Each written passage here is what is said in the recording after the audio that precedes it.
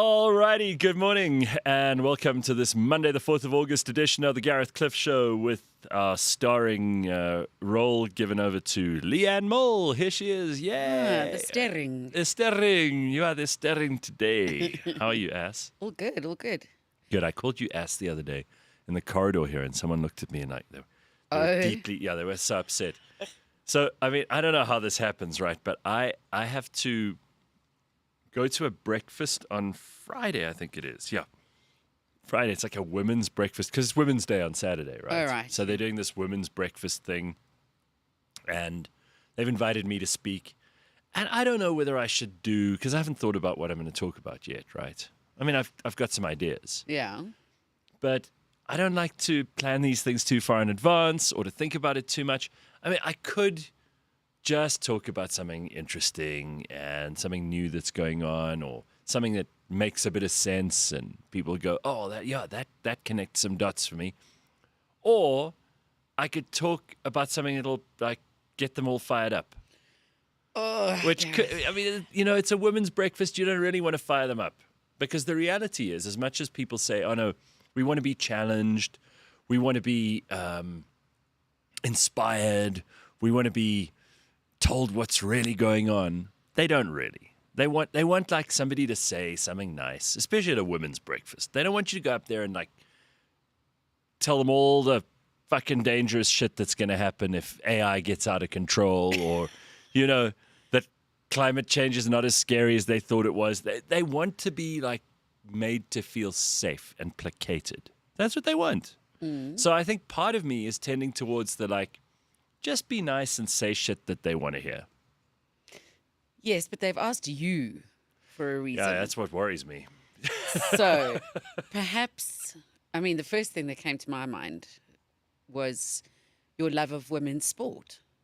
Yeah, but you see now that I mean, you could start with that. I could start with that and I could go around the room and like ask them to name great women in sport until we run out, and then we'll easily run out within 5 minutes. And then within 5 minutes, and then say, sorry, I honestly thought you guys would know, you ladies would know more. I blame them. And I've run out of things to say. And make it their fault. Enjoy your breakfast. We were going to have a morning talking about your favorite sports players. But now you've ruined it. Yeah, women. Yeah, you. You women. I came here with a whole lot of expectation. Leigh-Ann, I think you're full of bad ideas this morning. I'm not going to take that bit of advice if you don't mind. What is it, James? James was shouting something at me just now. Desiree Ellis is the... Cricket. No, she's not. She's the Banyana coach. Right? They won't know that. Nobody know. Please, man. People can't name more than 3 players on Banyana. The Banyana players can't even tell you who the other players are. You should put them all up on the projector screen. Should we? And then if someone guesses wrong, they have to leave. Sure, we won't have any guests. And then you can sit down and have all the breakfast for yourself. No more, but there'll be no more. Oh, you mean for the show? I thought. Oh, right. Put it up on a. You think I should do a PowerPoint presentation on how wonderful Banyana is, but only really half prepare it because I'm relying so much on them. And then when they don't bring their side of the deal, I can say, you see, you're fake feminists. You don't support women, and you don't care about. It's because of people like you. It's because of people like you that women can't succeed in the workplace. Can you imagine? I mean, first of all, look, the reality is I don't like doing things like this anyway. So they asked me, and it's for a very good cause. I'm not being paid for it. It's a a nice thing to do, and it's something that I would want to support anyway. But if they don't invite me back, I've kind of got a bit of a Ricky Gervais attitude to it, where if you don't invite me back, that's also fine. Like, I'm okay with that. I'm not. My life does not consist of doing like women's breakfast things. So I'm kind of torn about what to do with this. Well, I think I've given you enough fodder. Yeah, you would be. I should actually just hand it over to you. I should say I'm very sick, but known feminist author and critic. Supporter of all women. Supporter of all women. Leigh-Ann Mole is available. And they'll go, oh, is she available? And then you can go along and do it. So yeah. Anyway, I mean, the do messaging think, would be completely different if it came from a woman. It would be like, get your act together. yeah. This is a learning session. Yeah, I saw a thing because I've disabled the comments. Well, not disabled. I don't see comments from people on Twitter, for example, or Instagram unless I follow you. So actually, I've completely narrowed my reference points in terms of social media, and it's made me very happy. I mean, now I just post willy-nilly about stupid stuff, about fun stuff, about ridiculous stuff. I don't really think it through as much as I used to, because who does? Who's sitting there plotting and planning and strategically figuring out their posts? I put up things that make me laugh, things that make me think, and I reckon that's what people might be interested in. It certainly makes me happy. And because I'm not hearing the comments of outside people. That's really good. Yeah. So I never really know if there's a controversy going on, I sometimes don't even find out about it for a whole week. Even when I'm in the controversy. Because, I don't know. Have you got that picture I sent you of the Trump thing that they posted? There are a whole lot of these stupid sites that are really just clickbait, right? Yeah. There we go. Look at this. It's from Briefly, which I don't know if it's a thing. But anyway, Cho, that's how the article starts. Cho, Gareth Cliff didn't hold back his thoughts on Trump's G20 no-show decision. Now, just bear in mind, this is all based on a tweet, okay, where I said, Trump's not going to come to the G20. And then it's going to make it an also-ran talk shop for all the other countries that no one cares about. I mean, if America isn't there, if the biggest gorilla in the room doesn't come to the fucking gorilla party, then everybody else goes, oh, well, why did we bother? Because they're not going to be able to talk about the things that they need the big gorilla in the room to talk about. So if Trump doesn't come, it downgrades the G20. I don't think that's controversial. But put it back up. So anyway, this is the story, and they go, Cho, Gareth Cliff didn't hold back his thoughts on Trump's G20 no-show decision. However, Mzansi isn't taking his opinion well, with eyeballs. Full story in the comments. Now, first of all, I've got to remind people that what they're trying to do is offer this up as a kind of journalism. That is total clickbait. I know, but there are dumb people who fall for it, right? Like, it seems almost like it's a legit article. So someone I don't know very well, she sends me this screenshot. She's like, what are you in trouble for now? And I'm like, I don't know. Because I don't know. I haven't clicked. I haven't been there. I haven't seen the story. Yeah. I don't see comments from people I don't follow. But also, they haven't come to you or asked you for opinions of course or not. They just took the tweet, and then there may have been comments that disagreed with me, or people who really thought it was just bullshit or whatever. But I don't know. You see, if you don't know what's going on in that universe, it doesn't have any impact on your life. So, again, to not gild the lily too much, for anyone who's going through a social media situation, and I interviewed this is probably apposite because we spoke about this time last week. Remember the headmistress of Pretoria Girls' High School? Her husband went and did the gardens for free. And then he got into trouble and she got into trouble because he wasn't meant to do the gardens for free. And it turned into he used a school bakkie or something. He drove the school bakkie to pick up the equipment and the pots and the stuff that he needed for the school gardens and signed them in, signed them out. Anyway, I interviewed this guy on Friday, the husband of the principal. And they've been through hell because really it's actually just a witch hunt by the Department of Education in Gauteng. And it's a stupid witch hunt. They would rather go after nonsense at Pretoria Girls' High School than sort out the problems at underprivileged schools because that's way too much work. Right? So instead of fixing the enormous iniquities and massive difficulties that a township school is going through, where we know that there are teachers who are drunk at work, there are teachers who are making girls at high schools pregnant. We know that there are real, serious, massive problems. Not like, you didn't like my hairstyle. Well, I'm not going to talk to you during break, and then I'm going to push you when you haven't put your bag on your back yet, and that kind of shit, which is really the level of stupidity that they're going after in these schools. But of course, the Department of Education doesn't want to take responsibility for really big things. And I'll get into Gauteng just now, because there are some things that we need to know about as residents of Gauteng. If you happen to live here, you live in another province, gives you a reason to point and laugh at us. But I was talking to this guy on Friday, and I thought it strikes me as bizarre that we are so quick to call something a controversy when it isn't. It's just humans dealing with stuff. And it seems to me when news like that, and by the way, the only reason I brought it up on the show this morning, what a great picture of me. Very good picture. I mean, I Very really, flattering. yeah, I love that picture. That was taken when I was when Mnet stupidly tried to fire me from that show, and I had to go and fuck But them also, up in court. anyone looks good next to Trump. I mean, let's be honest. Yeah, but look at how we're dressed the same. You see, they thought that would make me look worse.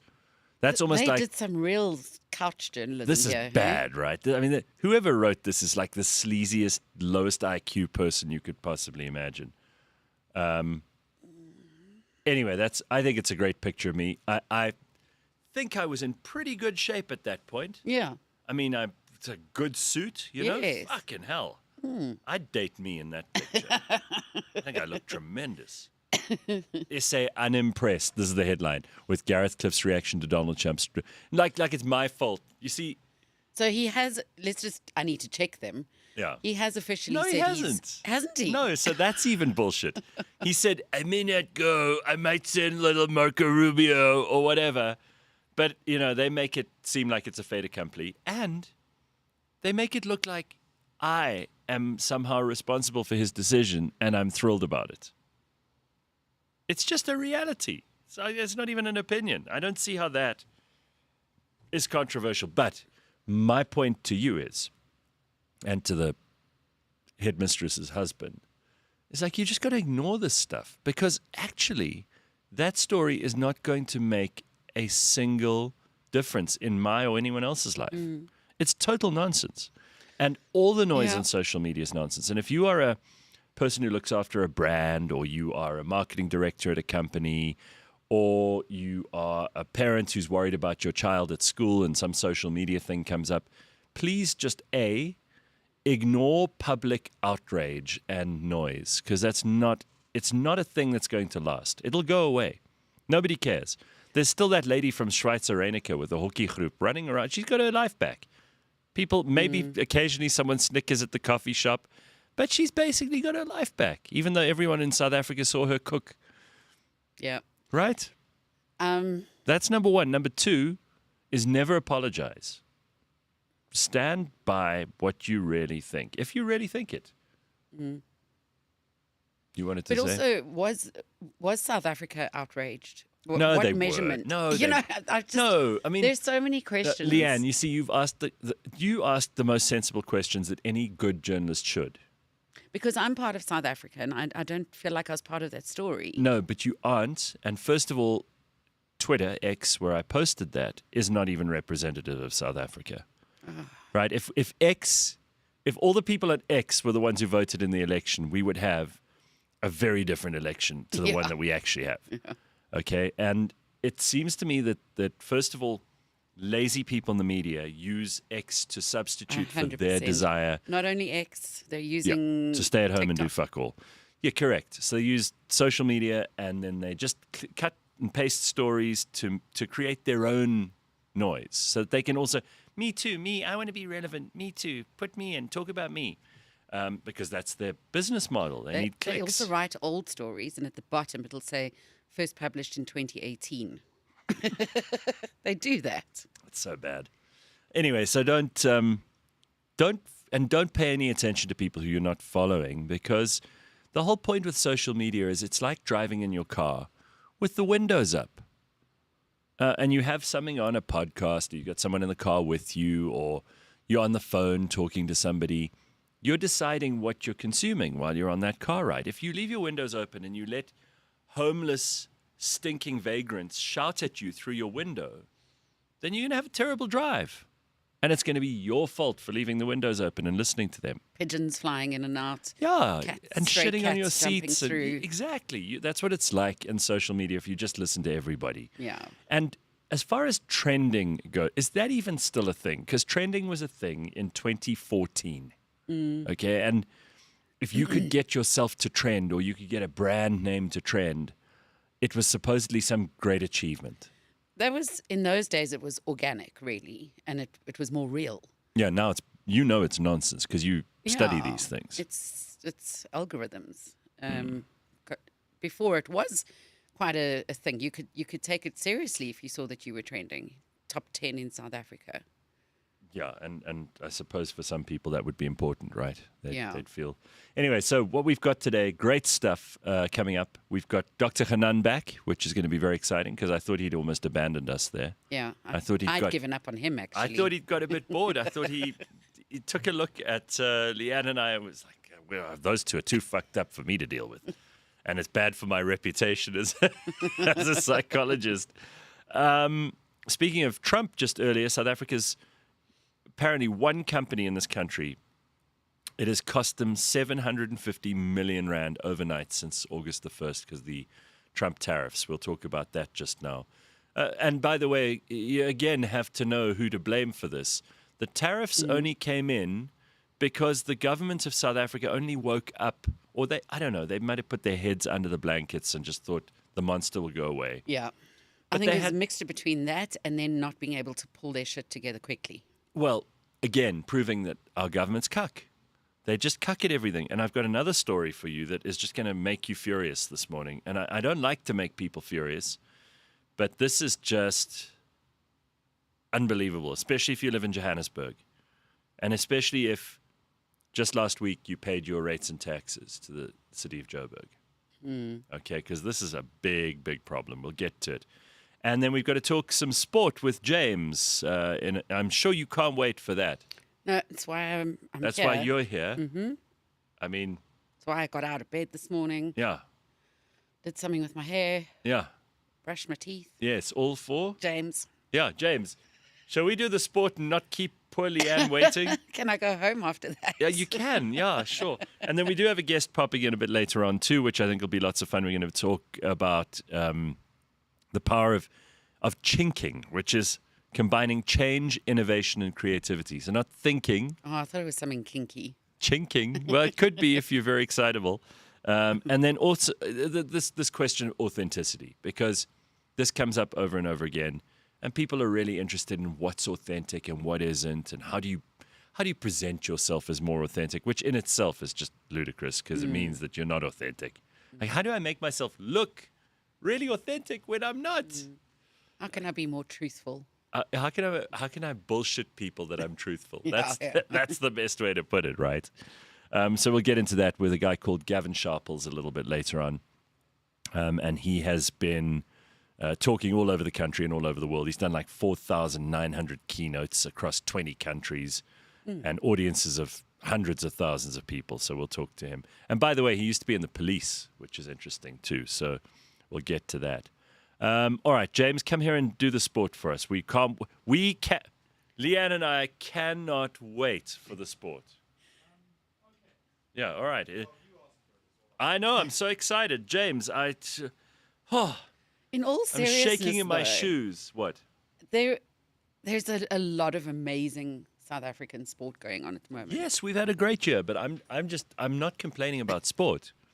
I mean, Ben also gives us sport on a Friday, but it's just that James's presentation of the sport is so terrible. Thank you. I work tirelessly. Yeah, I know. A whole weekend you were sitting there at your laptop slaving away to bring us stories like briefly.co.za. Yeah. You know, it's all about the sources you use. You That's use what them, hey. I use very particular sources. I know what not to use, is what I'll Right. tell you. That's why those articles that you Do see. you agree with Leigh-Ann's terrible estimation of women's sport? I mean, Leigh-Ann has nothing nice to say about it. Oh, now it's me. Now it's me. She's just so mean about women's sport. James, you're a big fan of Banyana Banyana. Sure. Yeah. Yeah, I mean, you know the whole team's names. I do. I know Desiree has been working tirelessly Yeah, for she's the years. coach, Yeah, though. for sure. You know the other players, don't you? Yes. I do. Yes. If you just Yeah, give he's me... busy. Give his fingers Busy a chance to Googling. type. He's busy chat Listen, my mum GPTing it watched right now. she said, and my mum's very honest. She's got no Yes, fault. sure.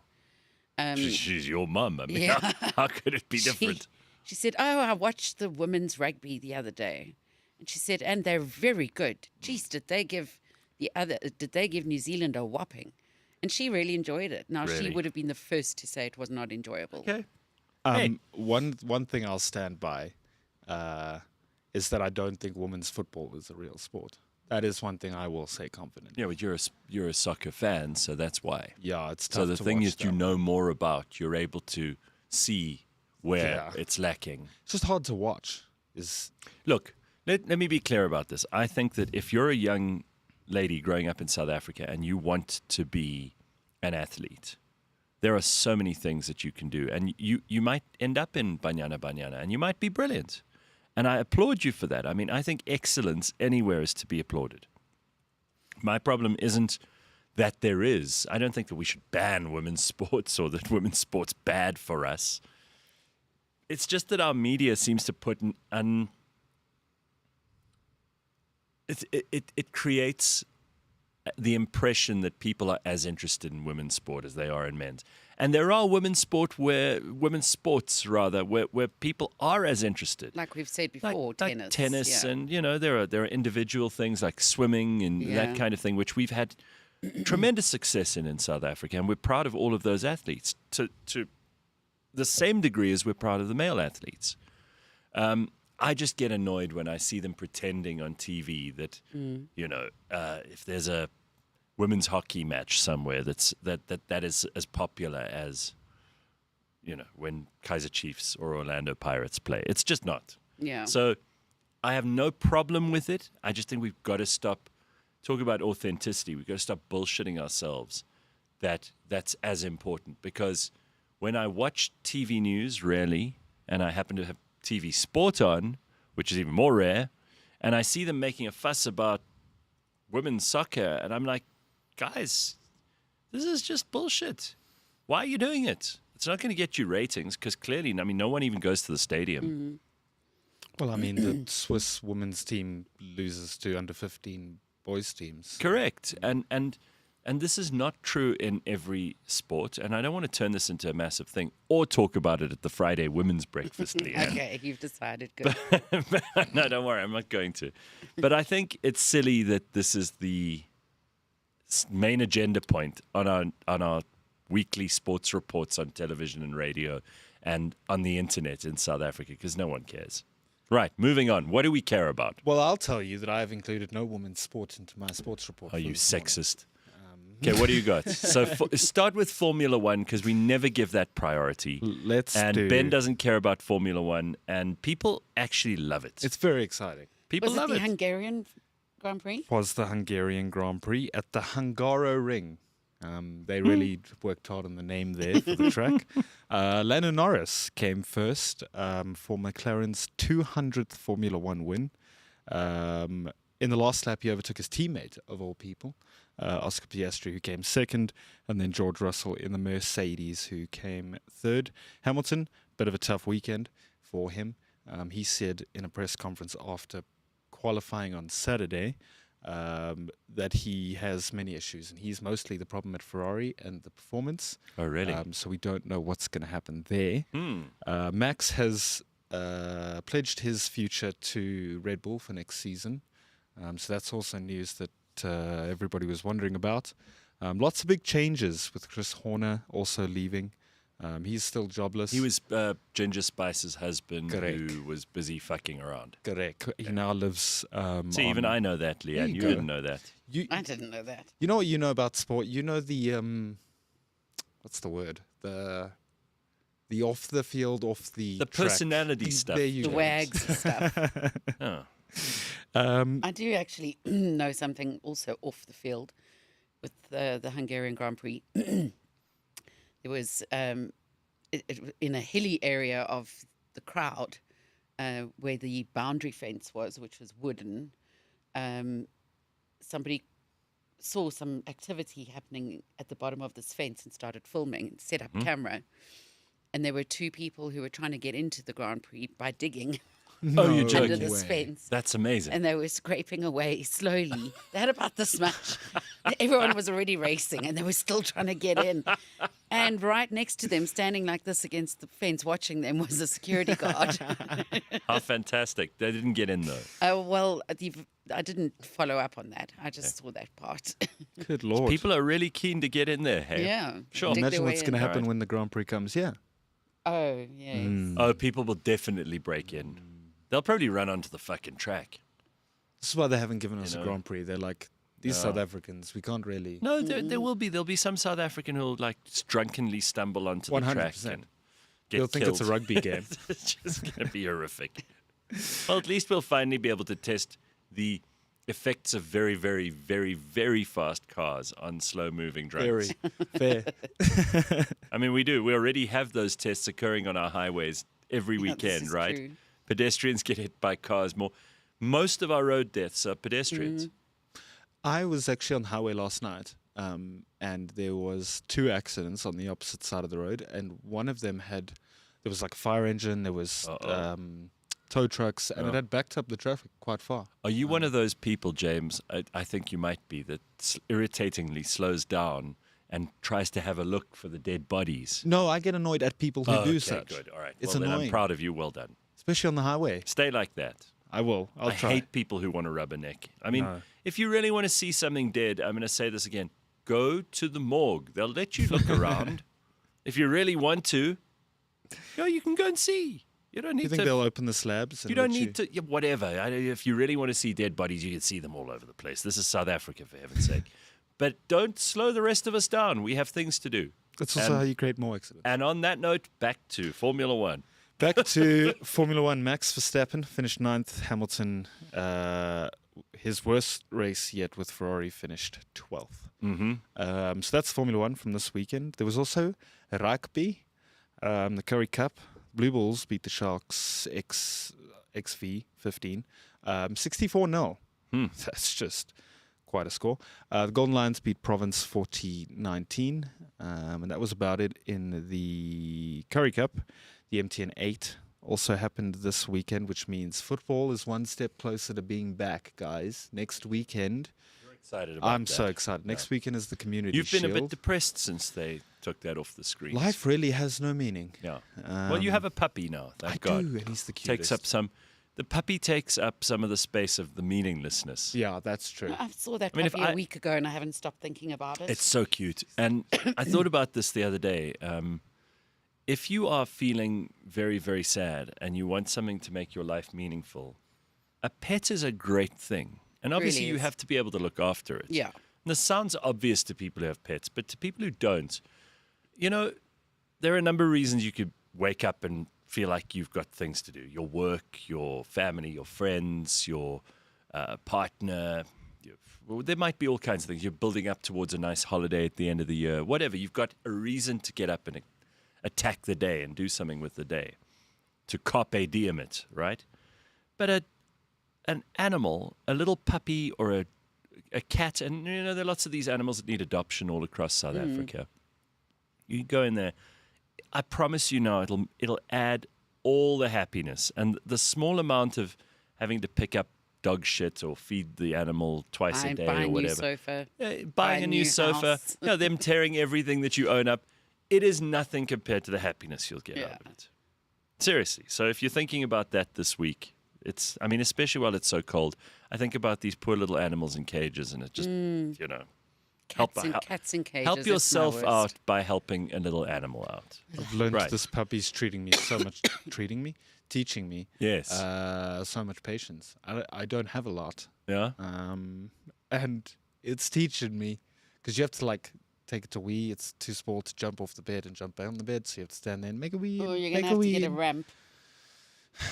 Yeah. stand there for minutes after minutes, just trying to get the dog to wee. So much patience Outside or inside? inside. I've got because if you were standing outside mats. in the cold, That would be a at different story. 3 a.m, that's not so much fun. That's a different level All right, of but love. I keep distracting you, James.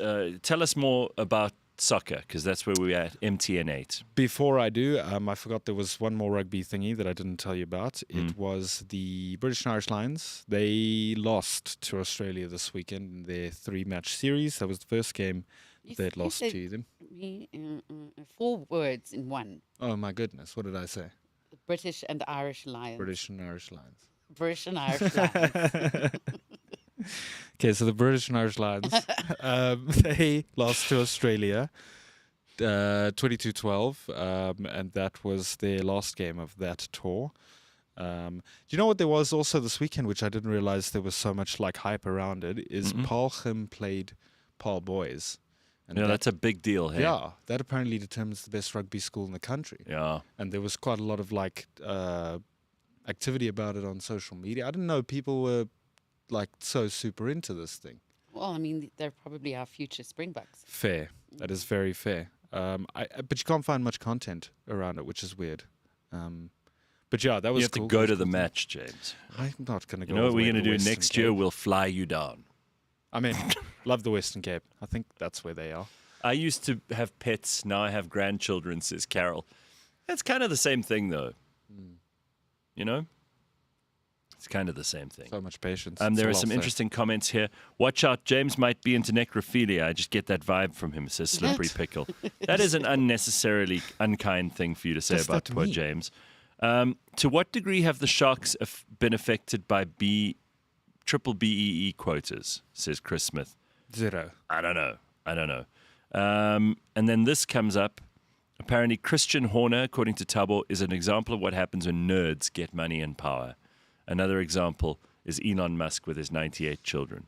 Yeah, you do have to watch out with nerds. And also Bill Gates. I mean, didn't his wife Melinda eventually leave him because she was tired of the Epstein Correct. friendship? Oh, Correct. Yeah, that's all come out recently. Also, she realized this is a very good way to get a couple of $1 billion and do whatever I want.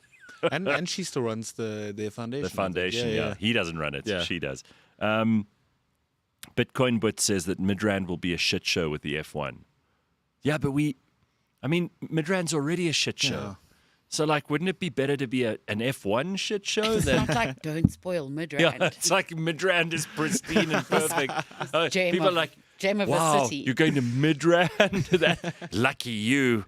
Only very, very special people get to visit Midrand. Ooh, love to spend a week in Yeah, Midrand. I mean, what is it, like shopping malls and fast food joints and houses that all look the same? God really? forbid we ruin the vibe in Yeah, Midrand, guys. like what are we Jeez. trying to protect? In fact, flatten fucking Midrand and put up more racetracks as far as I'm concerned. James's favorite word is correct, according to Traveling Ninja Correct. Turtle. Correct. Yeah, and then a lot of people agreed that it is correct. All right. Bulls, yeah, says Byron. Last thing, football happened this weekend. Yes. One step closer to the real football, which is in 2 weeks. Next weekend is the Community Shield, which kind of kicks off the Premier League, which is very exciting. But this weekend was the MTN 8. Sundowns, they played Richards Bay, which is really weird because what happened there was Flex supports Sundowns. Okay. He's from Richards Bay. Ah. So there was a clash there. Sure. I What don't did know he how do? Did his felt. brain explode? I'm not sure. He looks pretty alive and well in the Flex, control you're room. right. Okay, he's Would have fine. been like 2 magnets at the opposite ends. Exactly. Repelling each other. Sundowns beat Richards Bay 4-0. Stellenbosch, they played Amazulu. They beat them 3-2. Pirates, they played Polokwane City and won 2-0. And Tieskali took on Sekokune United. That score was 3-2 to United there. And that is the sport. See, I'm Well, getting more no, it's concise not, with this. that's not the whole sport Not the because sport? I think I saw a hot dog eating competition, even though some people told me it wasn't a competition. I saw a woman with a hot dog, but it had 2 sausages in it. By the time I spotted her, she'd already had 1 hot dog with 2 sausages in it. Yeah. She was busy with the other one. Yeah. And then she had 2 more on the table there waiting for her. I think I was inadvertently part of a hot dog eating contest. Where were you? Yeah, where It did you happened. go? No, Midrand, Leigh-Ann, must have been. she was just sitting there with all Is these this the hot girl dogs. that you brought home? No, it was Eating just breakfast? It was all these hot dogs. I don't know what was going on, Leigh-Ann. I was very confused. All right, but there were a lot of hot dogs involved. Sounds like a dream. Do you know there's well, a- just in Gareth says Midrand is a shit show with all the horse manure in which areas. Yes, that's true. Do you know there's a news story in the running order about hot dogs too? I was just going to get there, James. Thanks Sorry, for did I ruin segueing me it? beautifully into it. Apparently, this is not exciting anymore because James has I ruined it. ruined it. But a truck carrying hot dogs spilled its load across a busy Pennsylvania highway after a mechanical issue tore open the trailer, scattering sausages everywhere. just everywhere, sausages everywhere. The slippery cleanup during rush hour required heavy machinery, and the fire crews jokingly noticed how unexpectedly slick hot dogs can be. So for anyone who wanted a bit of innuendo around sausages this morning, that's your story. Slippery, slick sausages. But Spill it's weird onto... what would you say? Spill onto scorching streets. There's enough alliteration for one morning. But it's amazing how we, and this prior story confirms that, as South Africans, hot dog is different to American. We think that a hot dog is the roll and the Viennas. But in America, hot dogs are just the Viennas. We also really don't know what hot dog. We call it horrog. I was about to say, you guys are saying it very colloquially. Horrog. Horrog, guys. Yeah, it's a horrog. Horrog. Spelt Horrog. But I'll tell you, whoever this chick was who I saw eating these hot dogs, she packed them away, hey? She would have loved that truck spillage. Yes, she'd been out there hoovering them up like you can't believe. Like...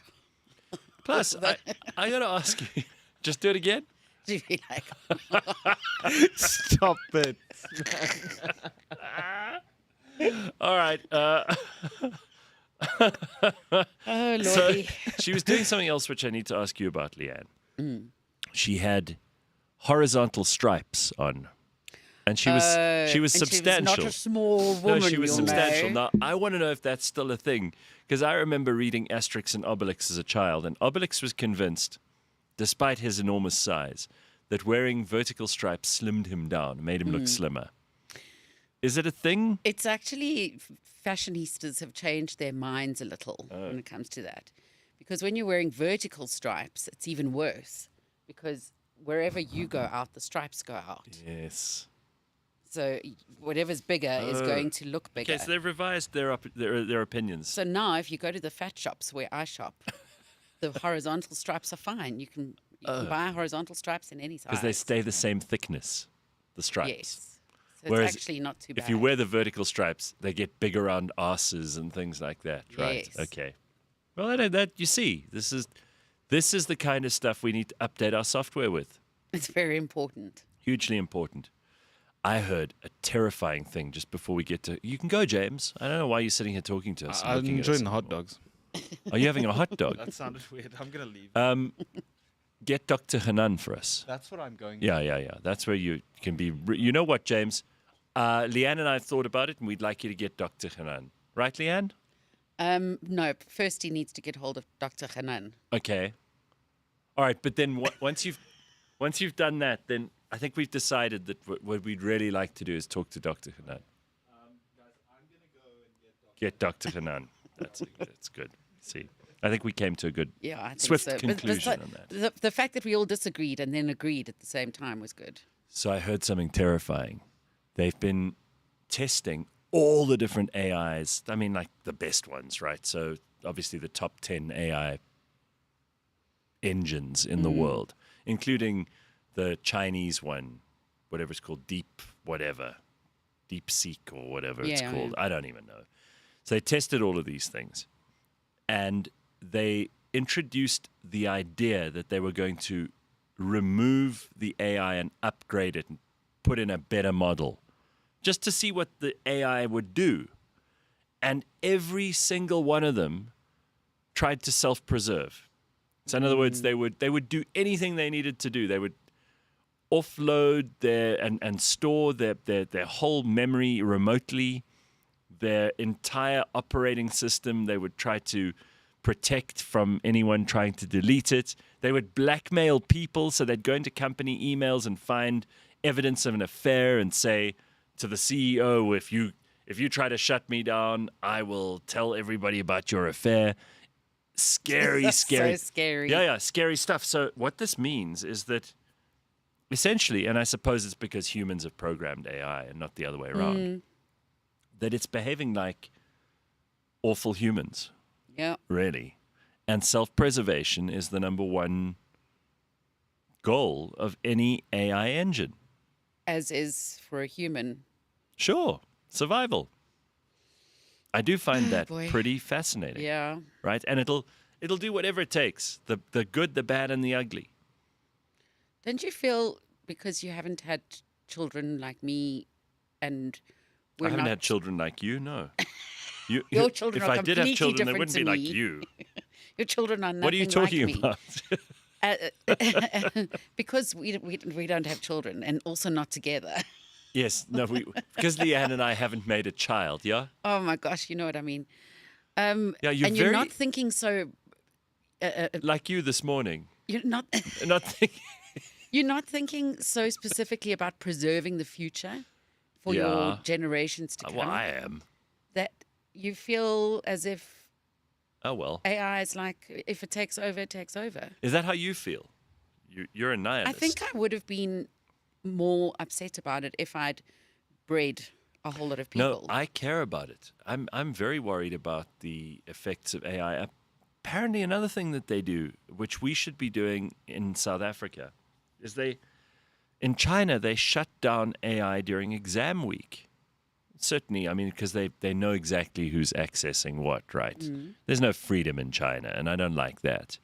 But for kids who are studying, just for the week that they write their exams, they can't access any kind of AI, which I think is a good thing. So you're forced to use your own brains, because what's going to happen is that smart people will use AI to get smarter, which is fine. That's a good thing. But dumb people will get dumber because they don't use AI. And when they do use it, it's to ask it stupid things like, how do I get Billy to like me? Your friend Sarah.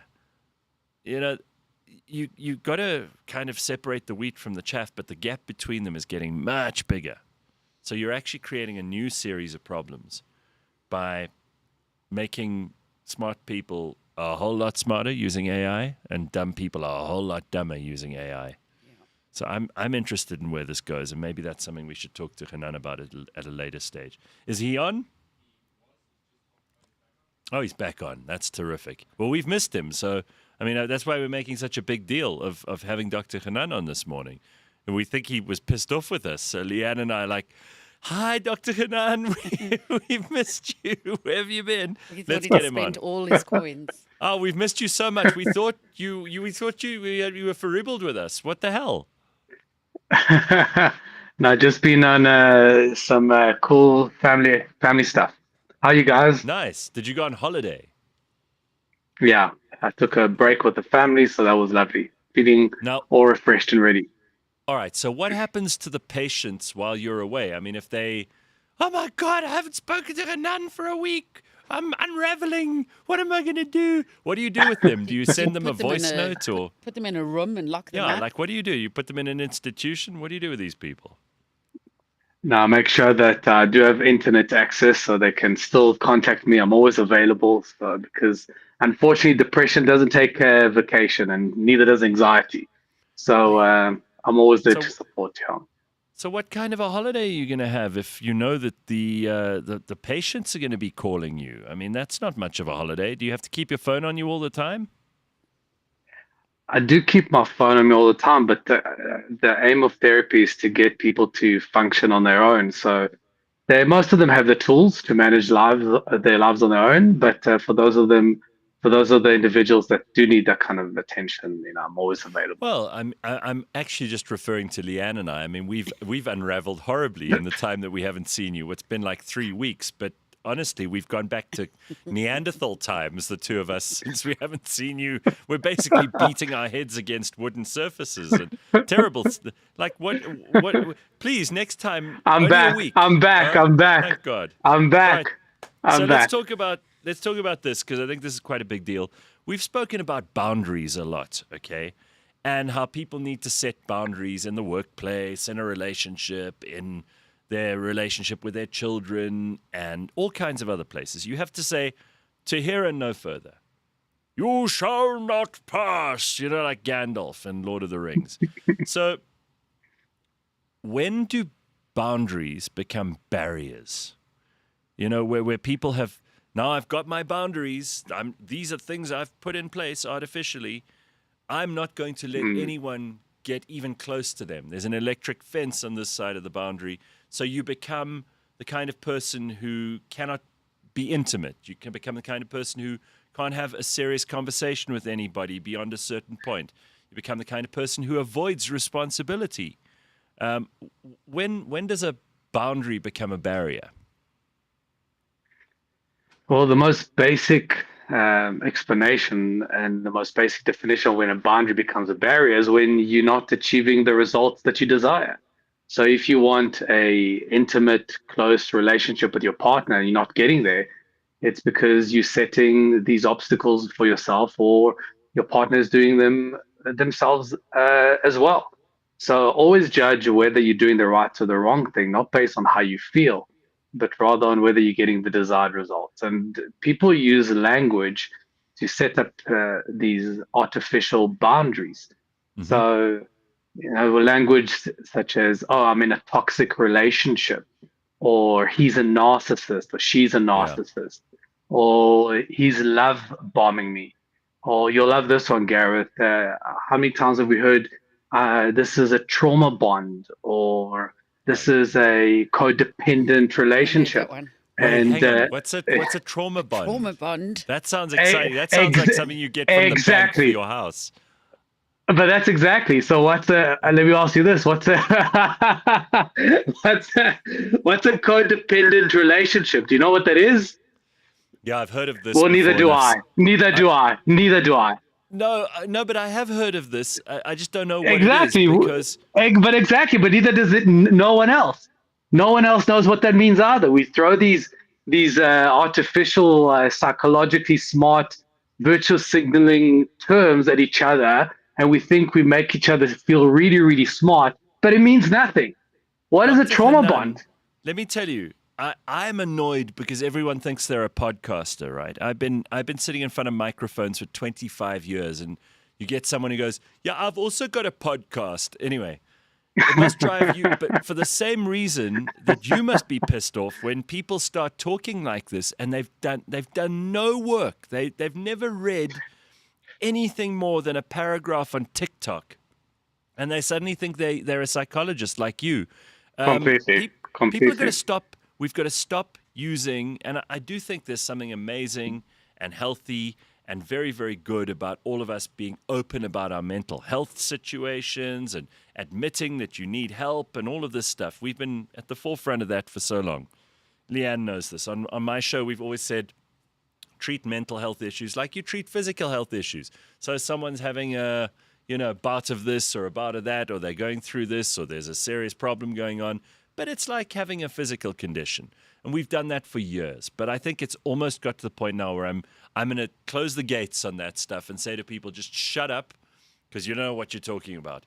The number of people, I can tell you, these are stupid people that have picked up on these terms because of social media, and they're busy diagnosing themselves left, right, and center. This is a very dangerous path to go down, right? Very, very. And we've gone to the other side of this extreme self-diagnosis, and we throw these pseudo terms at each other. And to your point, talking about mental health, I think it's done more harm than good. And I know this is a very controversial statement, but people think the mental health, unfortunately, is an internal struggle. No. Start focusing externally. The moment you start realizing that mental ill health is the inability to reach specific goals that are meaningful to you, whether it's in terms of work or financial security or family or friends or romantic or your health, and the moment you stop searching, you stop chasing these external things, that's when you feel mentally ill health. And the moment you turn inwards, the moment you start talking about, I'm so depressed, I'm so anxious, I'm so traumatized. How many people say, I'm so traumatized? What are you traumatized about? Your attention should not be internal. Your attention should be external. Go and fix the things that are not working in your life. Start focusing on closing loops that are outside of you, as opposed to focusing on things that you cannot control inside of you. Psychological ill health is not like medical conditions. Medical conditions you can measure with a blood test, with a scan, they're objective. So if somebody's got Right. the flu or somebody's diabetic or somebody's got cancer, whether you believe it or don't believe it, you still have it. But Hmm. depression is a subjective measurement. There's no blood test for depression, there's no blood test for anxiety. So if you can subjectively create it, you can also undo it by focusing your attention on fixing the broken things in your life as opposed to focusing internally. So trauma bonds is where we were, was it? Yeah. Was it trauma bonds? Yeah, trauma bonds are things that the bank issues when you don't pay your bond. When you don't pay your bond, and then they come and take your furniture And they and they clip it with a trauma bond. attack your kneecaps. Yeah, they send around a big Lebanese oak called Claude who comes around and smashes your fucking knees. That's what they do. All right, so Dr. Hanan, let's just devote the rest of the next 5 minutes because Leigh-Ann really, I mean, she's just falling apart without you over 3 weeks. And because her own psychologist died of trauma bonds, She actually left the country. She left the country. She did. Leigh-Ann's former psychologist left the And I haven't seen anyone since. She left 3 years ago. Right. Okay, so in all seriousness,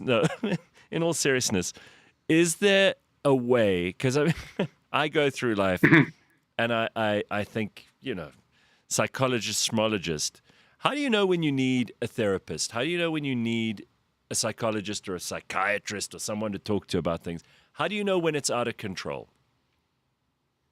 Well, if you look at, we discussed this many times, if you look at the different anchors in your life, the different areas of your life that give you a sense of purpose, from your work to financial security to your health to your relationships, ask yourself, am I getting the results that I desire?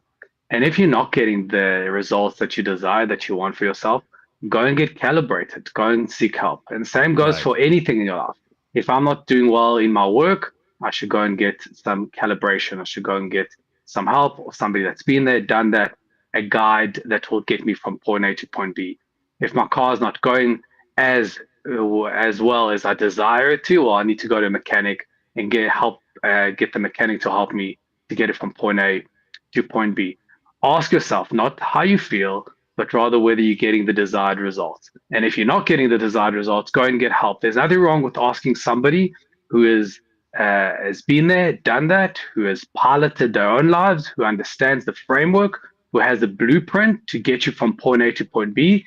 Go and get help. Go and get that calibration to help you get where you want to be. Okay, so someone wants to argue with you. Guys, put this up on screen so that Dr. Hanan can see it. Danny Archer says, we're full of shit. He says, basically, codependent relationships, he's going to define it for you, is one in which the two partners are with each other, not because they're mature and healthy and are there to grow together, but because they act as each other's crutches. You disagree? Well, I disagree. What does it mean? What does it mean? We all use each other for value anyway. You get into a relationship because you're dependent on the other person to increase your own sense of value.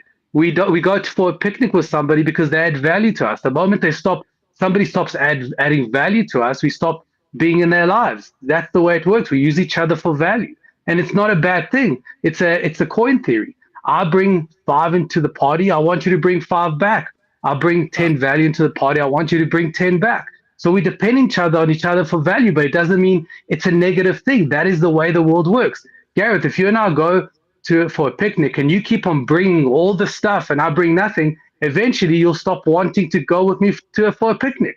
That is just the way it works. So this pathologizing it because we are dependent on one another is the kind of language that Alex that I was talking about, that pathologizes now everything, even normal interaction, even normal relationships. Okay, but what you just said, and I'm not looking to pick a fight with you, even if Danny is, but what you just said may be, to some people, may sound very cynical, very sad, that humans just use each other, that everything is kind of transactional, that if I feel like I'm getting value out of Leigh-Ann, then I'll call her. If not, she won't hear from me for 6 months. How do you respond to people who see that as a source of of something awful, a terrible judgment of the way humans interact, the way they behave towards each other.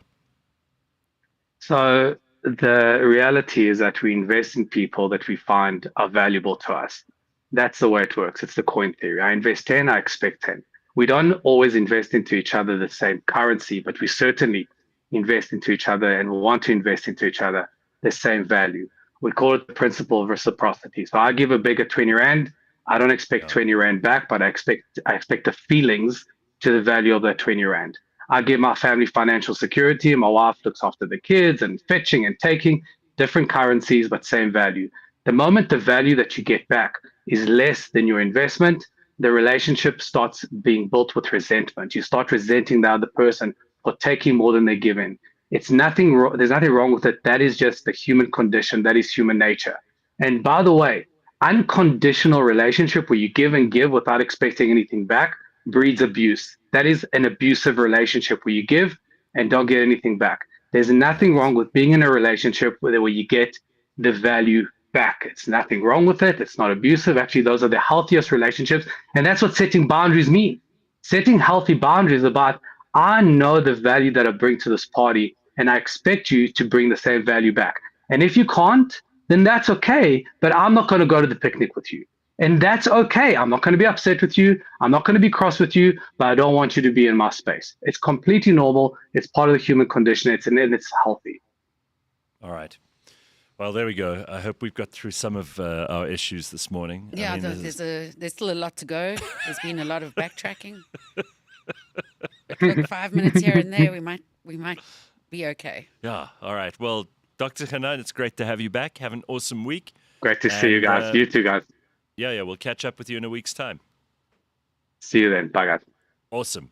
All right, that brings us to just after 7 o'clock. We can take a quick break because, of course, this is live. This show is the only live. Leigh-Ann, pay attention.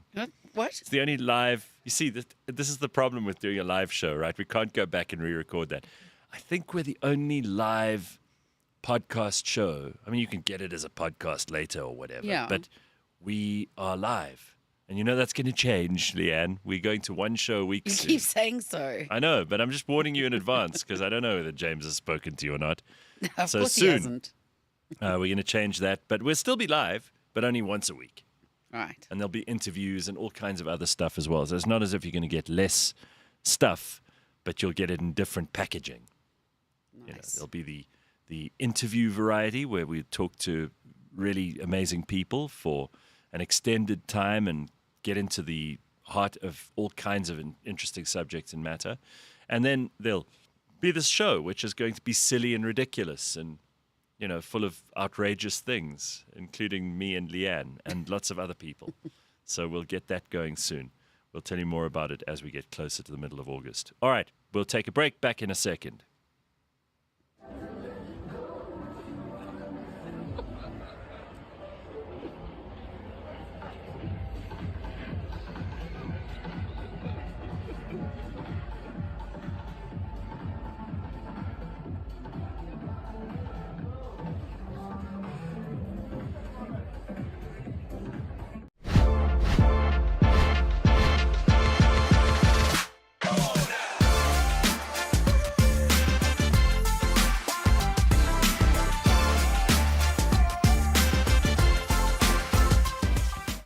Will not bring you in luck.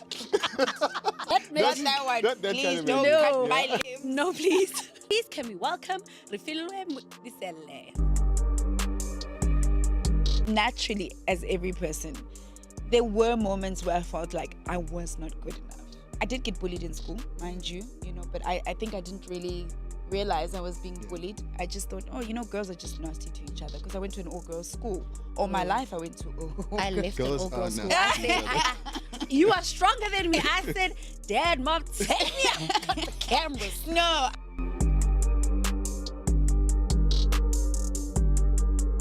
I'm very excited today because they brought me back. No, Nhlanhla, I didn't hide in the studio.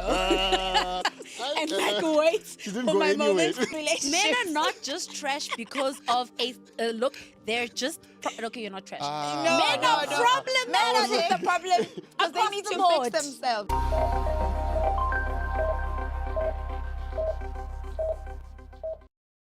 Do you remember Super Rugby?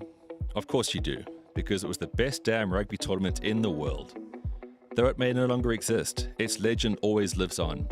And to relive the peak of this tournament, former Bulls and Springbok centre and multiple Super Rugby title winner Werner Olivier joins Ben in studio. The purists will say that the Super 12 was the pinnacle, but deep down, we all know the days of the Super 14, when Feyenoord's blonde locks were crashing through defences, was the absolute best. It was a time of trophies, Tariffs, and Tannies gone wild on the Oostpavilion. It's the peak of Super Rugby show with Werner Olivier. Let's get into it.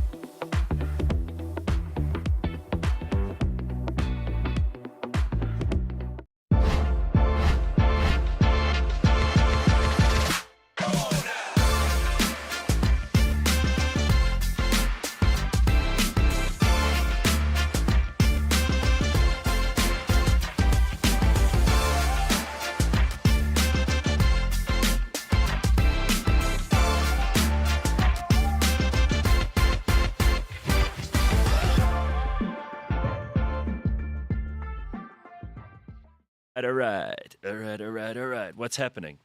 It is Monday. That's what's happening. It is the 4th of August. We had a family birthday supper for my brother on Saturday, which was very nice. And it's amazing how my two little nephews are growing up so goddamn quickly. You know, they get to that stage where the one is now 11, the other one's or 10 and 8 or 9 and 11. I can't remember. But they're becoming human beings that have opinions and argue with each other and say things that you don't expect them to say and stuff like that. It's quite cool to see people. It's going to be turning downhill into- from here for Yeah, the well, next few years. No, I don't think so. I think this is the most interesting part because you actually see a personality and a character emerge, which is cool to see. Anyway, that was the excitement of my weekend. Did you do anything fun? No, but I did watch. I binge watched the whole thing What? called Makers. I think it is Makers. South African. Oh, Yeah, South what are they African. making? I wouldn't say they're making anything, but they're planning a massive heist. And I tell you, it was. I thought, okay, let me just see what this thing is. Yeah.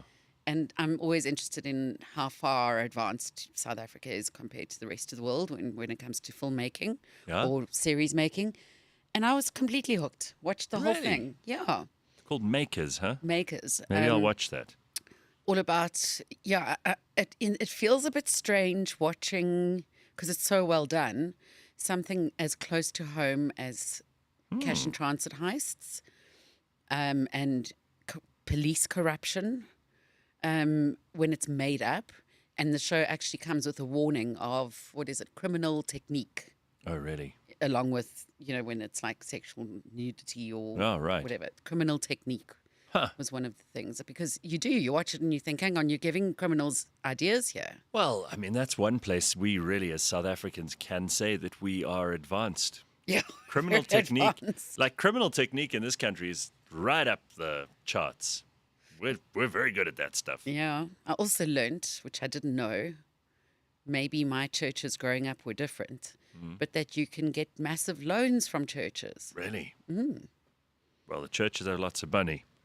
That's and for sure. if you do your fundraisers through your churches, they get 10%. Oh, it's called a tithe. A tithe, yes. Yes. It's quite a good business. I'm still a little pissed off I didn't go into the church business. Yeah, I'm a bit sad. I'm a Could have had backslidden Christian. Sports cars, yachts, private planes.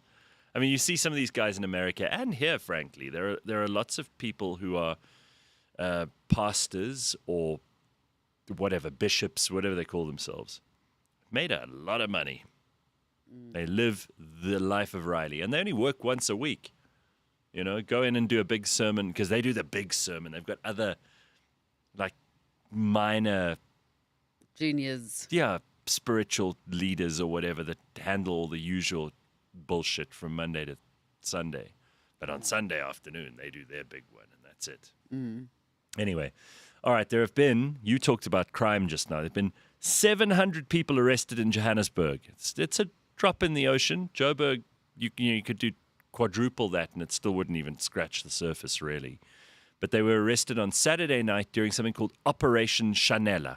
Hundreds of people suspected of gender-based violence, drinking and driving, and illegal immigration. They just went in and got him. 700. Now, if they did this every Saturday, I'd say awesome. But at least it's a show, you know. That's a sure. That's a lot. That is actually a lot of people for one night. It's a lot, but they should really be arresting the Joburg City Council, because here's the story that I told you about in the first hour that's going to make you pissed off this morning. Got to be told. I can't ignore it, and I can't pretend it's not going on. So the finance minister, Enoch Godongwana, has actually issued a warning to the mayor of Johannesburg, Dada Morero.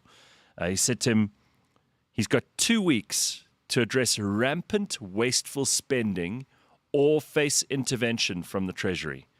Apparently, the Joburg Metro has spent 24 billion rand irregularly.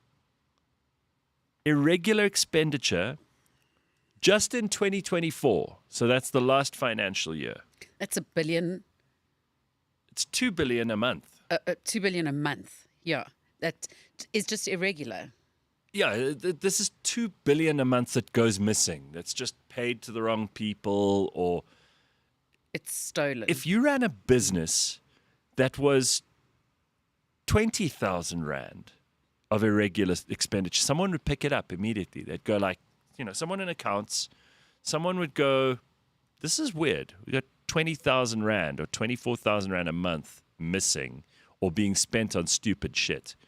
If you're a bigger company, 240,000 rand. If you're an even bigger company than that, let's say it gets to 24 million rand in a huge, big multinational corporation. That is not going to go unnoticed. This is 24 billion rand. And the Joburg City Council cannot tell you what's happening with that money. Their budget is 89 billion rand. Okay, so that's for a year. So of that, they spent 24 irregularly. It's unbelievable. South Africa's richest city, plagued by service delivery failures, crumbling infrastructure, massive utility losses. Crime, It corruption. marks yet another national level intervention following Eskom-related disputes and public criticism from the president, no less. Still, Morero retains majority support in council, having survived a recent no-confidence vote. Well, the first place to start is to find out what the bank details are of everybody on the Joburg City Council and to check those out. Yeah. What is the point? We keep hearing we've got FICA and RICA and all of these things that we are meant to subscribe to whenever we get a new phone or whenever we open a bank account or whenever we buy a property or we do minor transactions even. Let's say you're just opening a card account at a fashion retailer.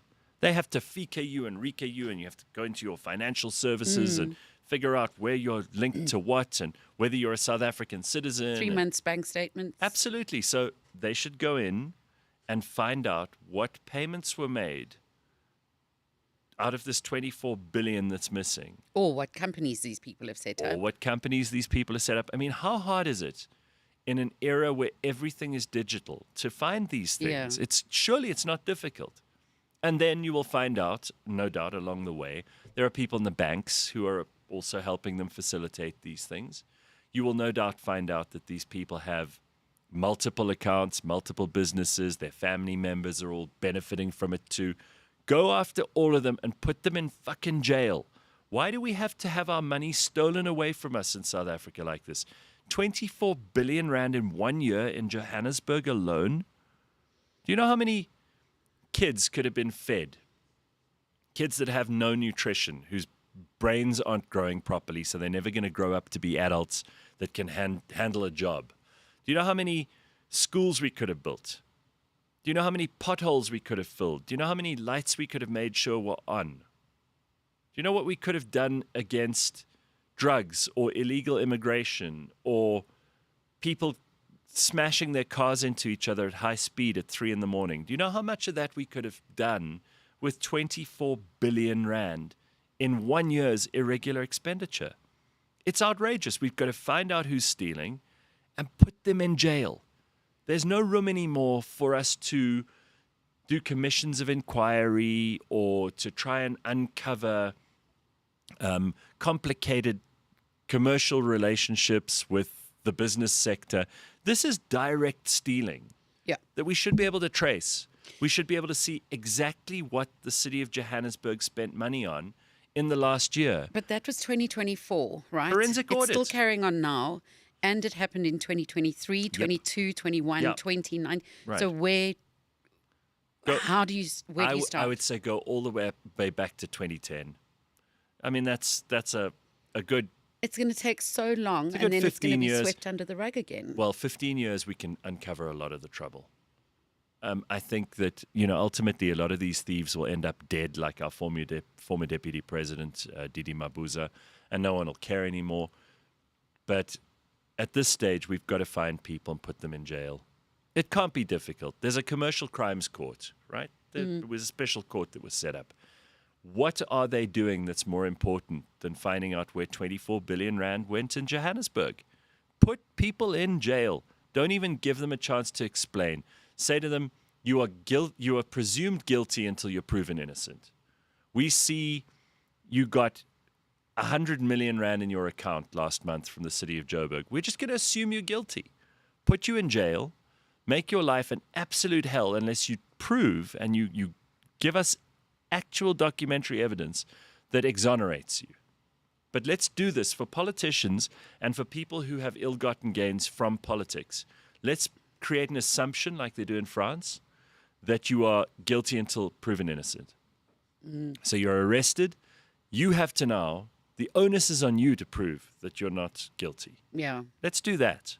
Already it'll change the whole game, because you'll have people who will be less likely to involve themselves in this kind of activity because they'll know that there are going to be repercussions. Yeah. At this stage, there are no repercussions. There's no accountability. It's a free for all. You just steal, and then if they catch you, they go, you're very bad to have been doing this. I mean, you can't rely on the National Prosecuting Authority because they clearly can't do anything right. So put them in jail. Put people in. Build another jail for all I care. With 24 billion, you could have built 3 more jails. Anyway, and the fact that this Dada Morero from the ANC still retains a majority support in council, having survived these no confidence votes, maybe he's the one who's dispersing the money. That would be my immediate assumption. Well, why wouldn't it be the person at the top? How's he keeping his support if he's so cuck at his job? He must be paying people off. 100%. All right, so that's what we've got for the news this morning. There are slightly better stories.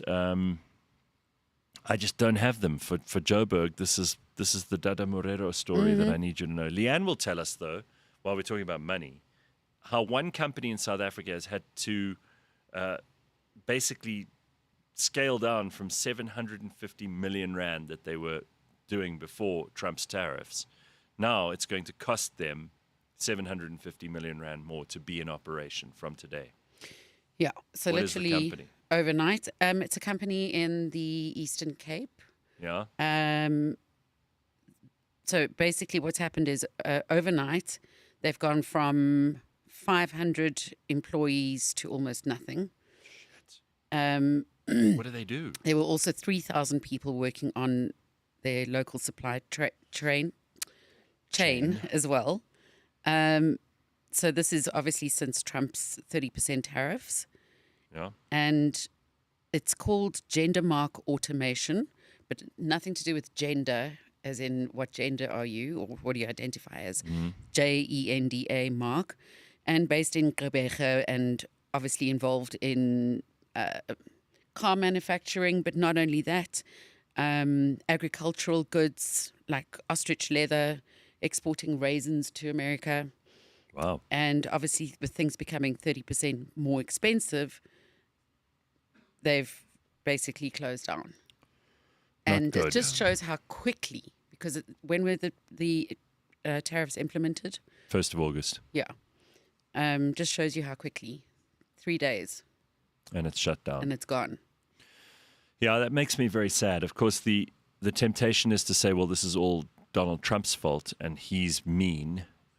But the reality is that It's these tariffs... our response that has been... Yeah, these tariffs needn't have come into place if South Africa's government had just taken seriously what the United States had asked them to do. Things like, why should U.S. companies have to have BEE shareholders? Those companies are not from South Africa. They have nothing to do with the history of South Africa. They don't need to pay a price for apartheid or anything else.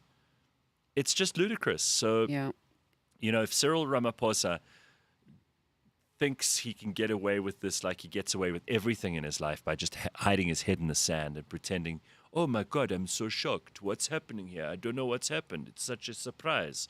Everything in his life is a big surprise. He had plenty of warning here. He was embarrassed and humiliated in the Oval Office by the President of the United States. And he had, from that moment on, the opportunity to get things a little more right. He has done nothing. I don't think they've taken any of this seriously. I don't think they want to.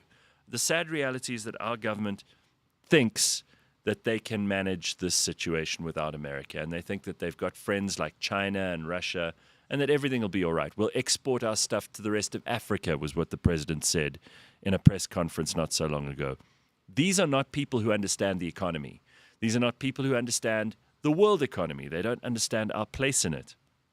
So don't expect any miracles, and expect to hear more very, very sad stories about how companies that are employing 500 or more people are going to have to close down, which means more poverty, more unemployment, more difficulty.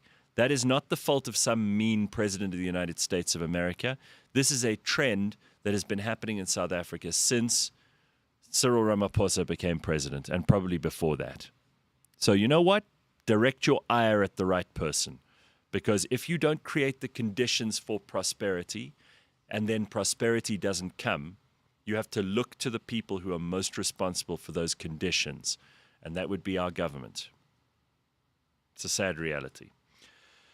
Okay, well, let's talk about women. I know it's your favorite subject. Yes. And we kind of touched on this in the first hour this morning because women's sport, Leigh-Ann, is very passionate about this. But let's talk about women in engineering, because I have heard from experts in the field that the more egalitarian a country is, the more equal women and men are in that country, the more likely women are to choose careers that are women careers, and the more likely men are to choose men careers. The more unequal a society is, the more different men's and women's earning power is, their position in society, their representation in politics, their representation in education institutions, and so on.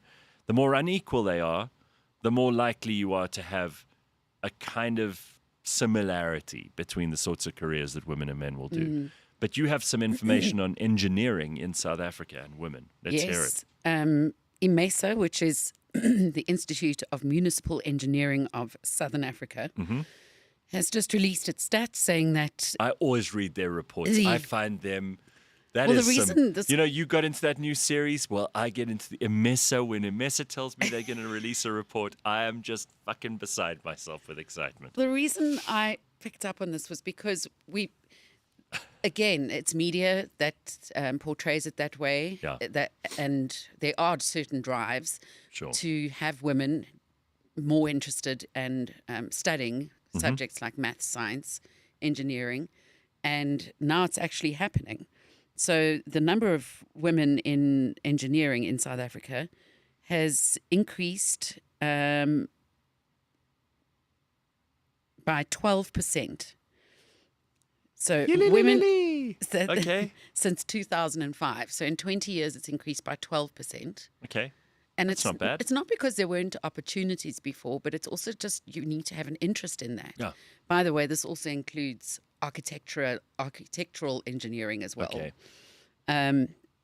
So yes, women now make up 30% of engineers in South Africa. That's something to be proud of. I don't think it's going to get much higher than that, but that's terrific. You know, you can't put a round peg in a square hole.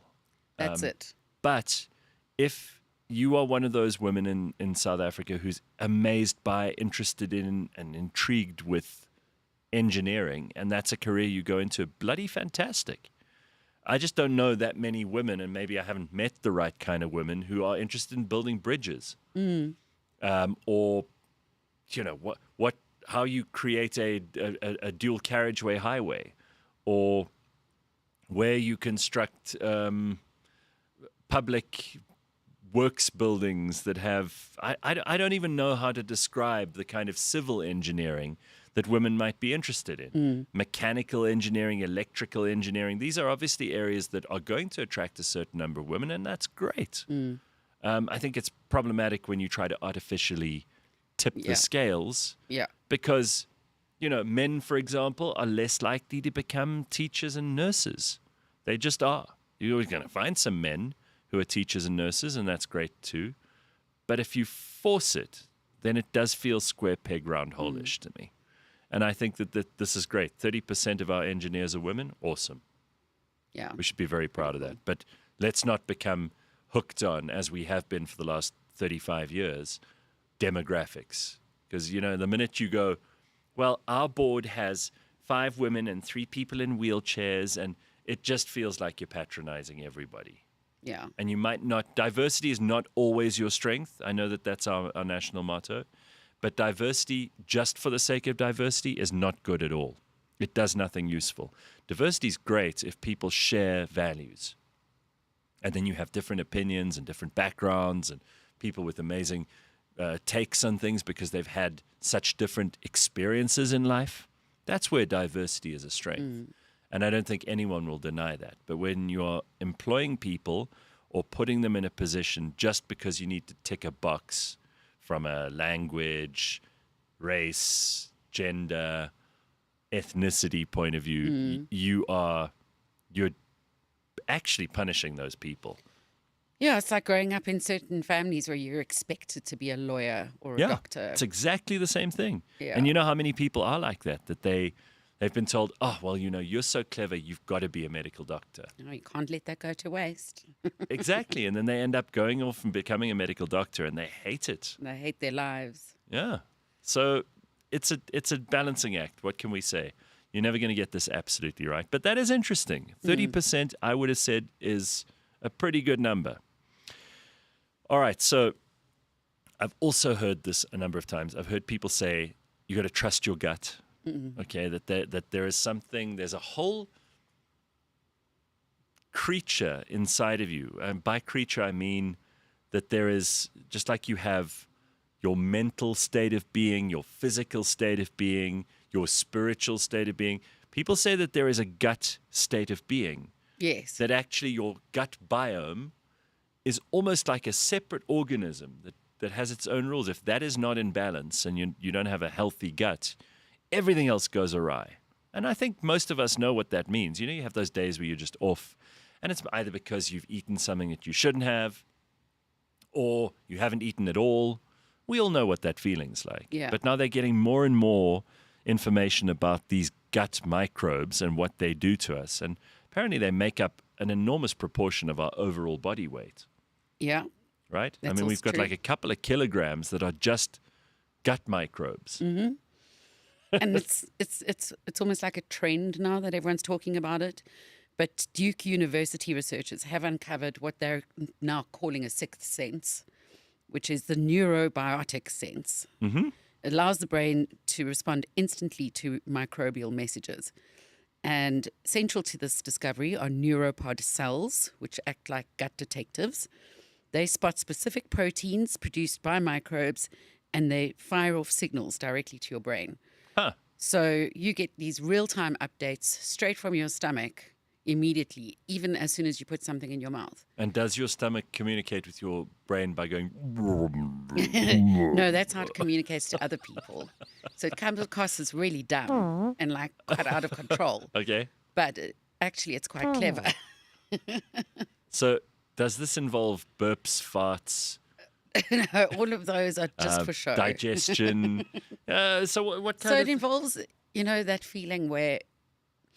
So a lot of people think that if somebody is having a low sugar episode, where they're kind of shaky and they need something to eat, it's not actually sugar that it is the immediate fixer to that.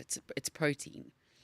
And it's that feeling where you're craving it so much, or you don't even know that you're craving it, but you'll put a certain type of protein in your mouth and immediately it's like, that's what I needed. Huh. Before it even reaches your stomach. I mean, the best example of why this is true is when women are pregnant and they have a craving. And it's obviously something that the baby wants, that the baby needs, that their bodies together are desperate for, to create some sort of amino acid or whatever it might be that the cells all need. Yeah. And then they crave that particular thing, whether it's a sweet thing or a sour thing or a particular kind of fruit or vegetable. A crazy combination. And it happens, right? I mean, we know that these cravings are very real, and that's your gut biome telling you what it wants. So it makes sense. This is not like woo-woo wacky nonsense. Exactly. It's actually proper science. Okay. And Dr. Hanan will tell us we should not be listening to our gut. No. In this case. You know, your gut's very good at like digestive stuff, but it shouldn't be making your decisions around the workplace or home. And they have a very important role in how much you need to eat as well. And again, that might unravel why some people overeat. Well, like that hot dog lady that I can't get over. I promise you, Leigh-Ann, 2 sausages per hot dog. So that's 4 Viennas. Yeah. And 2, were they the short? No, the long ones. The long ones that had been burnt with you could see it'd been on a fire. Oh, wow. You know, it had like the lines on it. 2 sausages per hot dog, 4 hot dogs in total. She was she must have been in a competition. There's no other way to explain it. Oh, my word. But I have to tell you, I felt like I had overeaten. I was an overloaded ark this weekend. I suppose it's the cold or something, but you kind of feel like, ooh, I need this to eat. And then you eat it, and afterwards that wasn't a good idea. Does that make sense? It does. I find laziness helps a bit. For instance, yesterday I had nothing in the fridge. Oh, so you just So the didn't whole eat. day I had 2 boiled eggs. Because I refused Laziness to is go your friend. to buy food. So laziness is your ally. Yes. Okay. I got you. It gives me this felt figure. Yes, I mean, listen. We figured out that it's got to do with what you put in, but it's also got to do with how much exercise you do. So the laziness may help from the input of food point of view, but it's certainly not helping with the other side of the equation, right? Yeah, If you and- weren't lazy, you might make a big meal for yourself, but you might also go to gym. Yeah, and you'd probably make better meal choices and include things like vegetables. Yeah. I don't know if do you have certain things that you crave in winter as opposed to the rest of the year? Because today's a cold day, right? Yeah. So I know I'm going to be around the office for a while, and then I'm going to want to get home and get warm. That's the main thing. And then I'll think about food at some point towards the end of the day, but I don't really have any particular like winter things. Some people have they want, certain kinds of food in winter. For me, it's more about like in winter. For me, it's like a red wine thing. Oh, nice. Okay, And that's in good. summer, a white wine thing or a rosé. But often that's because of what you're eating as well. But no, look, soup. I'm over it already. Yeah. I'm over it. Like all the things that you really like about winter, I've had enough of now. No, we're at the end now. It's really So listen to tiring. Jethro. Jethro says, I hadn't eaten beetroot in years. About 3 weeks ago, all of a sudden I had a craving for beetroot. I eat it twice a week now, which is so weird. That is weird. And I'll tell you what, that to me is proof that this gut biome thing is a very serious discussion. The T Health show has been talking about gut health for months. Go and listen. Of course, yeah, Dr. Mark. He's terrific. I will go and listen to that. How come you don't have Babalaza, Gareth and Ass? Limited edition says. Okay, I got to ask this question of South Africa. Why would anyone want to drink on a Sunday? And why would you want to party on a Sunday night? I drove past a complex, a big complex with lots of flats, and there were people sitting outside. They'd made a fire. They were loud. They were having a time, right? Lots of loud music, people shouting and clearly enjoying themselves. There was a lot of drinking going on. And it's Sunday night. And I'm like, do you guys have work tomorrow? Yeah. Because the last thing, I mean, I'll party on a Friday or a Saturday, but don't ask me to do anything on a Sunday. No, I told you driving here once, there was a man who was like a skittle crossing the road. On in a the Monday, yeah. In the dark on an early Monday morning. And I just thought, oh, what a way to start your week. So I have to know, forget about the question from Limited Edition about why we don't have a babalas, because I don't drink on a Do they Sunday mean at all. today? Yeah, Specifically? today. I'm telling you, a lot of people arrive at work on a Monday and they are not at full throttle. Which, you know, again, everybody has a different pattern in their life. I love Mondays. I love working on a Monday. I like getting a whole lot of shit done on a Monday. Then the rest of my week is easy. But some people push it on I think it comes from, it's the last day of my weekend. I've got to make the most of it. Yeah. I'm going to stay up late. I'm going to drink. I'm going to be with my friend. I don't want to go back to work. Maybe it's that. This thing of drinking on a Sunday. And I mean, places in Joburg are busy on a Sunday. You would think not, but they are pumping. People are out. They drink on a Sunday. They do things. And I need to understand why. I need to understand why it is that they don't do that on a Friday or a Saturday, when they I can think have they're the day doing to it recover. as well on a Friday. And a Oh, you Saturday. reckon they're doing all three? Yeah. Wow, That's what it okay. feels like. Then they've got to be making a lot of money because that's expensive. Yeah. Imagine living in a shack on the Cape Flats and still voting ANC, says Chris Smith. I don't see how that's got anything to do with anything that we've discussed in the last while, but okay, Chris, get it off your chest. It's important There to we go. purge. Don't lie, Leigh-Ann. You mainline Sambuca all year round, says Congo Chris. Sambuca. That's an interesting choice. I haven't had Sambuca No. in years, right? When last did you have that? I cannot remember when. And it was very big, I remember, when I was in Licorice, matric. hey. Yeah, Yeah. licorice. Yeah. And then something to do with burning coffee beans on top. I don't know about that. Yeah. Wade says, I spend Sunday thinking about how much I hate Monday. Well, then that's a waste of Monday and Sunday, Wade. Oh, but there is that Sunday anxiety. That Sunday creeps blues, up. do you get that? Not so much blues, but just anxiety. And also kind of, I thought I would do this weekend, but I didn't. I then used feeling to a bit I used guilty. to get like that, and I think that waking up really early like we do on a Monday morning is maybe a kind of cure for that. If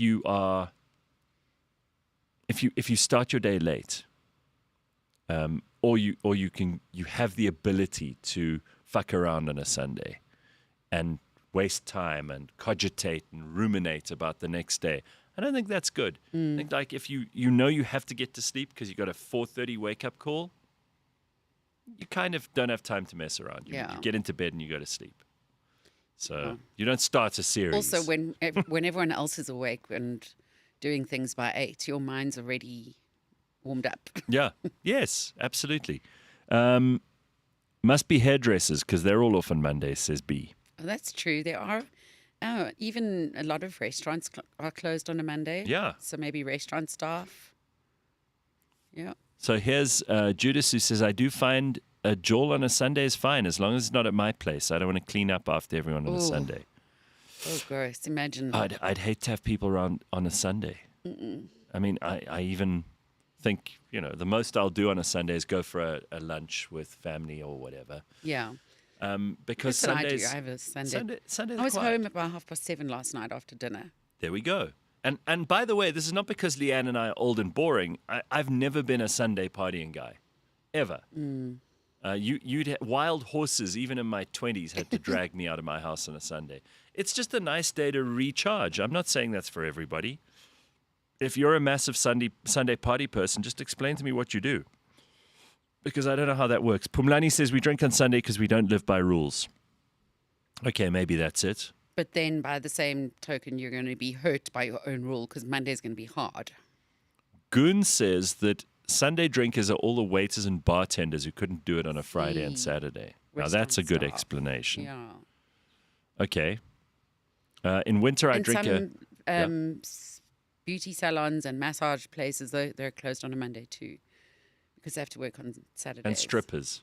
And strippers. Strippers have Mondays off usually. Yeah. I know that because I once made the cardinal error of saying to an out-of-town friend, "Oh no, we'll go to the strip club," and then we got there and it was closed, and it was so embarrassing. We had to go to a normal restaurant. All right, so Bitcoin But says, in winter I drink a shit ton of rooibos. So maybe that's a thing, those cravings that we were talking about in the gut biome and winter food. The old Doors nightclub had a good system. Go on Tuesday to get a comp for Friday entry. Go on Friday to get a comp for Saturday. Sunday is recovery mode. Yeah, that makes sense. That's a lot. Then we've got, is the Real Network having a year-end Joel this year? No, absolutely not. Not if I can help it. I am retired, says Brian. I only wake up at 6 a.m. Monday, Wednesday, and Friday for the Gareth Cliff show. Well, Brian, we're going to have to figure out something else to wake you up on at least 2 days of that 3-day week. But I don't know. It's not like I sleep later now that we don't do the Tuesday and Thursday shows. Because remember, I used to do 5 shows a week. And I still wake up pretty early on a Tuesday and Thursday. I like it. I've got used to it. I have Stockholm syndrome. From yourself. Yeah, I have my own version of Stockholm syndrome where I'm the kidnapper and the kidnapped. And now I just can't help it. I wake up. I can somehow switch that off on weekends. No, I'm the opposite. For some reason, I wake up super early on weekends. What? I think I get excited that I've got the whole day to myself, and then I eat 2 boiled eggs and go to bed. Oi, Alexander's just upset me. What are your plans for your birthday at the end of August? Oh no, it's your birthday, Vance. You hate that. No, I'm okay. Listen, I'm actually okay with the birthday. I just don't like the fuss made. So if it's minimal fuss, then I'll do something. But it's got to be minimal fuss. Not too many happy birthday to you. I hate that stuff. I think I was traumatized by Spur. Blame it on Spur. I'm going to blame it on Spur. Brian, you should watch On the Bounce at 3 p.m. on a Thursday. That's a very good idea. That show is on fire at the moment. There's such good stuff. They've interviewed some amazing people in the last while and will continue to. So Ben and Sandile are just doing amazing work on The Bounce. If you haven't subscribed and liked our channel and you haven't seen that stuff yet, what the hell are you doing? What are you doing with your life? Then we've also got this. This is a good one from Homotso. There's castor oil is good for gut health. I've heard things about castor oil, but like old wives' tale things. Isn't castor oil, did they use that in cars? No, not in cars. Oh, sorry, that's castrol. It's almost the same. Castor, castrol, same kind of thing. I don't even know where castor oil is from. I don't either. And I don't know if it's good for my gut health, but I'm not going to be trying anytime soon. When are we going to have a braai, Gareth? What do you mean a braai, limited edition? What, like where I have to provide the meat and the drinks, and you just come and enjoy a braai? Never, ever, ever in the rest of my life is that going to happen. I can't imagine anything more dreadful than having a big braai, a braai on mass. With I get to talk to you guys every morning on this show, and it's the most fun ever. But if we all had to actually stand around a braai together, I think we'd all hate it. I don't think anyone would have fun with that. It would just be awful. I can't imagine anything worse. James, get bottle service with sparkles for Gareth's birthday, Sushi King style for the pod file. Please do not. Do not even suggest it. I'm going to put a moratorium on birthday anythings. And what day is my birthday this year? I haven't even looked. Let me check this out quickly. Oh, good. It's a Tuesday. I won't even be in. I'll just work from home that day. Then I don't have to deal with any of this shit. See? I'm getting it right. You're getting it right after all these years. Year by year, I'm getting closer and closer to everything working out perfectly. It is Women's Day, though, on Saturday. Does that mean we have a public holiday? No buenas. Nothing. Nothing. Oh, you see? Sorry, you couldn't get something out. Women couldn't even get that right. You couldn't get something out of the women this time. Damn it. I was hoping for that. No. It's not happening. All right. Well, at least I do get the impression things are getting warmer. So I'm gonna hang on to that. I'm gonna cling to that. If we can't have a year-end party, let's have a party for Gareth's 60th. Well, that'll be in 12, 13 years. It's not far away. That's 60. I mean, that's terrifying, right? Yeah. I'm not scared of anything in the 40s or 50s. I'm scared of 60. I think 60 is a major one. I can't. By then, if you haven't done the things, it's not going to happen. Am I right? Yeah, you pretty still, much. You can do amazing and wonderful and groundbreaking and tremendous things and have huge success in your life in your 40s, 50s. By the time you get to the 60s, I'm just it's surprised an energy thing. every morning that we're still here. I haven't thought All right. that far. Let's see here. Drink lightly on Sundays. Here's some more of this useful information and advice, right? Drink lightly on Sundays. Alcohol with lots of ice or alcohol followed by water. Uber if you have to be far from home, but be back by 6 o'clock latest, taking Monday into consideration. This is proper advice. Also sounds like decades of experience. So Marius says, live next to a settlement. The music plays loud the whole day and those people are partying and the music then dies around 7 o'clock. No wonder when you go to a store, everybody's tired. Yeah, I think that there's a thing in South Africa, and it does appear to me to be a very South African version of how to handle a weekend.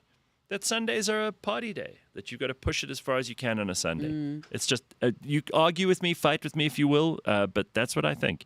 In the near future, we could have a specialist discussion about SARS and the limitation for funeral covers and life covers. A lot of people are overinsured, and there's no transparency with people knowing. Well, that is frightening, because I do think that we probably have too much of that stuff. I do want to get our guest in here, because we only got 15 minutes with him now. Are you sure? So are we just going to say hello now? And yeah, should we do Wednesday? Okay, if you're happy with that. See, this is a live show. You never know what could happen. Catches you unawares. Yeah, it's unbelievable. Anyway, we will talk to Gavin on Wednesday then. And we've also got Stefano coming in on Wednesday, right? Okay, so we haven't had Steph here for a while. He'll put me right on things like soccer and water polo and all of those things that I know nothing about. So if you want those, if you have been irritated by my ignorance over the last while, then you're going to have that sorted out for you. There's an amazing Korean barbecue restaurant in Pretoria. It's called the Golden Hour. Korean barbecue does sound good. Yeah, that sounds very good. Right? I want Thai food. Well, I don't know. Didn't you just get back from that part of the world? Bali, yeah. And you did have that stomach upset. Food is amazing. I did have stomach upset, but that was day one and then done. But the food everything is tasty. You know, obviously going to a reputable restaurant because there's stuff there that you just shouldn't eat. No, sure. But everything has flavor, which is really amazing. I mean, here we some of our elements are a bit bland. Like your rice might be a bit bland. But there, every element has a great amazing flavor, yeah. And the way they combine certain things is what I think is so clever. But I've got a craving for that at the moment, so maybe that's your what I should microbes are telling you something. Hey, James, did you ever repeat your solo braai? I did, literally a week later. So you see, this is catching on. If my contribution to South African culture is anything, it's going to be that it's okay to have a braai just for you, a selfish braai, right? And you get the biggest steak, or if you want chops or whatever else it is, and you just do it for you. It's the greatest. James is worried about foot and mouth disease. Is that going on? You know what, James? The only foot and mouth disease you have to worry about is when you put your foot in your mouth. There is no need for anyone to worry about that. No, really, it's not a thing. And I know John Steenhuisen is looking into it as Minister of Agriculture, but it's really not a big worry. On the gut topic, says Veronica, amasi is a good gut bacteria. I drain the water out and I use the solid for cream cheese. You're welcome. I'm very happy Keep doing for what you. you're doing. You do that, Veronica. You do you, go, boo. you bad girl. Are we going to see Leigh-Ann on the 1 day per week live show? Yes. Now, so first thing is it's going to be 3 hours, which is what we used to do. But it's going to be a live show, so we're going to have people coming in and out the whole time, sitting down for a conversation, then going off to make themselves some tea, just like you do in the show, you know, when you're listening to us or watching. So it's going to be a live thing, and we're going to do that properly. So it's going to be very entertaining, have all your favorite people on. We will have guests popping in and out, but mostly it'll be fun conversation and light stuff and a little bit of what's going on in the news and all the rest of it too. So lots of laughter. That's the idea. I want it to be fun. I don't want to be talking about heavy and serious politics, economics, social stuff, philosophy. I mean, we can obviously have those conversations, but mostly it'll be like when you get together with your friends. That's the idea. Very cool. Love it. Yeah, I think so. And on that note, we will call it quits for this morning. We'll see you on Wednesday at 6 a.m. Have an awesome week. Ciao.